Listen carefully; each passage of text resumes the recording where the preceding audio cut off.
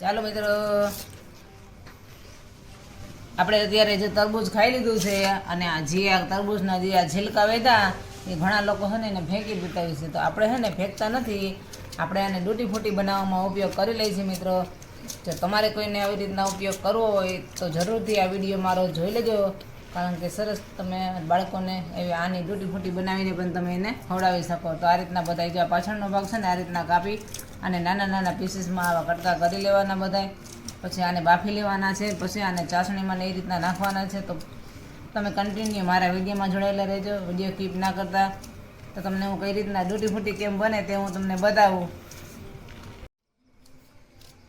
ચાલો, તો આ રીતના બધા જો આપણે ઉપરની છાલ કાઢી અને બધા આ રીતના કટિંગ કરી લીધા છે. લગભગ આપણે 1.5 કિલો જેટલું તરબૂચ હતું, પણ આપણે અડધું તરબૂચ તો ખાઈ ગયા હતા. આપણે આ લગભગ 1.5 કિલો જેટલા તરબૂચને આપણે ડૂટી ફૂટી બનાવીએ છીએ. તમે જોવો છો મિત્રો, આ રીતના આપણે નાના નાના પીસીસમાં કટ કરી લીધા છે. તો હવે આપણે આગળની પ્રોસેસ કરશું. ચાલો, તો આપણે અહીંયા ગેસ ઉપર છે ને કઢાઈમાં આટલું પાણી ભરીને મૂકી દીધું છે. તો હવે એ પાણીમાં આપણે નાખી દેવાની છે આ બધી જે આપણે કટકા કર્યા તરબૂચના, એ બાફવા માટે મૂકી દેવાની છે. તમે જોઈ શકો છો મિત્રો.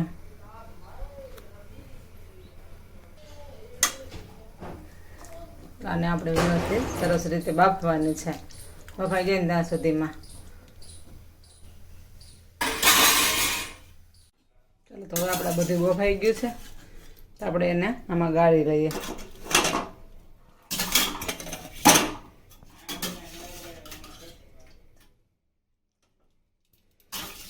બફાઈ ગયેલી બધી ડૂટી ફૂટી આપણે આમાં કાઢી લઈએ. જો મિત્રો, તમે જોઈ શકો છો સરસ મજાની આપણે ડૂટી ફૂટી બફાઈ રહી છે.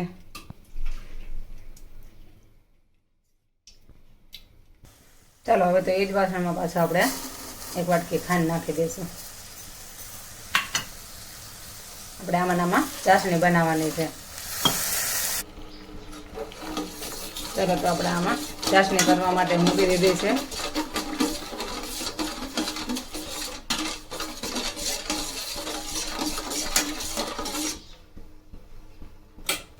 કારણ કે તમે જોઈ શકો છો આપણે કેટલી બધી હતી, કેટલી થઈ ગઈ, થોડીક થઈ ગઈ આપણે, એટલે એ પ્રમાણે આપણે ચાસણી મૂકી છે. આપણે 1 વાટકી ખાંડની ચાસણી બનાવી દીધી છે. તમે જોઈ શકો છો આપણે એને સરસ મજાની ચાસણી કરવાની છે. પછી આપણે આમાં નાખી દઈશું. તો આપણે ઘરે જ આપણે બાળકોને બનાવીને દઈ શકીએ છીએ ડૂટી ફૂટી.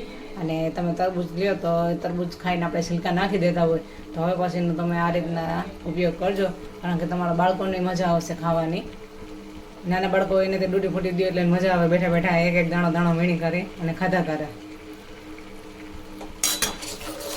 તો આવી નવી નવી ટીપ જોવા માટે મારી આ ચેનલને કરી દેજો સબસ્ક્રાઈબ.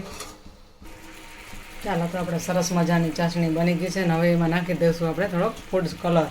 તમે જોઈ શકો છો મિત્રો, આપણે ફૂડ કલર નાખી દઈએ. આપણે પાછળ ખાલી રેડ જ કલર છે એટલે આપણે એ જ ઉમેરીશું. તમે આમાં કલરે કલરની પણ ઉમેરી શકો અને કલરે કલરની તમે ડૂટી ફૂટી બનાવી શકો. આ રીતે ચાસણીમાં જેમ નાખી દેવાની, અથવા તમારે અલગ અલગ કલરની કરવી હોય તો અલગ અલગ વાસણમાં ફૂડ કલર નાખીને એમાં ચાસણી નાખી દેવાની. મારે એક જ કલરની કરવી છે એટલે અત્યારે મેં એક જ ચાસણીમાં નાખી દીધી છે. તો હવે પછી આપણે આ છે તે આમાં ઉમેરી દેશું.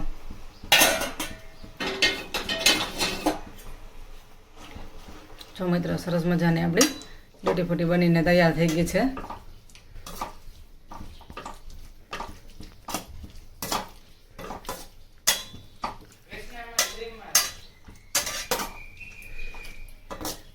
જો બની ગઈ ને આપણી ડૂટી ફૂટી.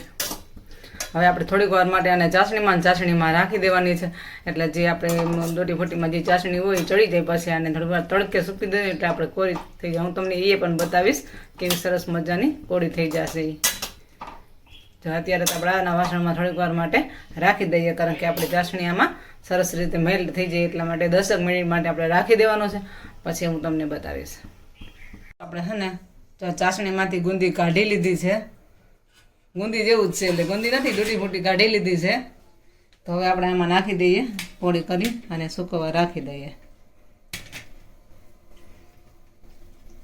અને તમે હે ને તડકે સૂકવી શકો ને પંખે સૂકવી શકો. અને તમારે જો પંખે સૂકવવી તો જ્યાં કીડીયું ના હોય ત્યાં તમે સૂકવી શકો, નકર આમાં બધે કીડીયું ચડી જાય. તો આ રીતના આપણે આને પોળી કરી દીધી છે.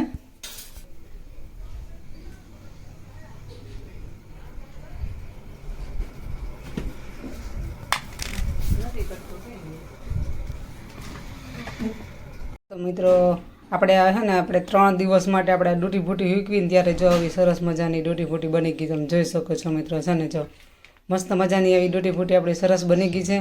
તો તમે પણ જરૂરથી એકવાર આ ડૂટી ફૂટી બનાવવાને ટ્રાય કરજો, કારણ કે તરબૂચ ખાઈને આપણે બધા છિલકા નાખી દેતા હોય, પણ છે ને સરસ મજાની જો આવી બાળકો માટે એમાંથી બેસ્ટ ડૂટી ફૂટી બની શકે છે. તમે જોઈ શકો છો.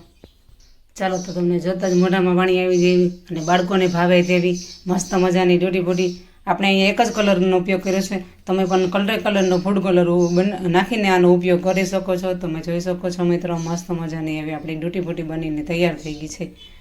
તો તમે પણ જરૂરથી આ ટ્રાય કરજો, અને જો આવા નવા વિડીયો જોવો હોય તો મારી ચેનલને સબસ્ક્રાઈબ કરી દેજો. તો ચાલો મળીએ બીજા વિડીયોમાં. Bye bye. તો બીજા વિડીયોમાં ત્યાં સુધી બાય બાય. અને આવા જ વિડીયો જોવા માટે મારી ચેનલને સબસ્ક્રાઈબ કરી દેજો.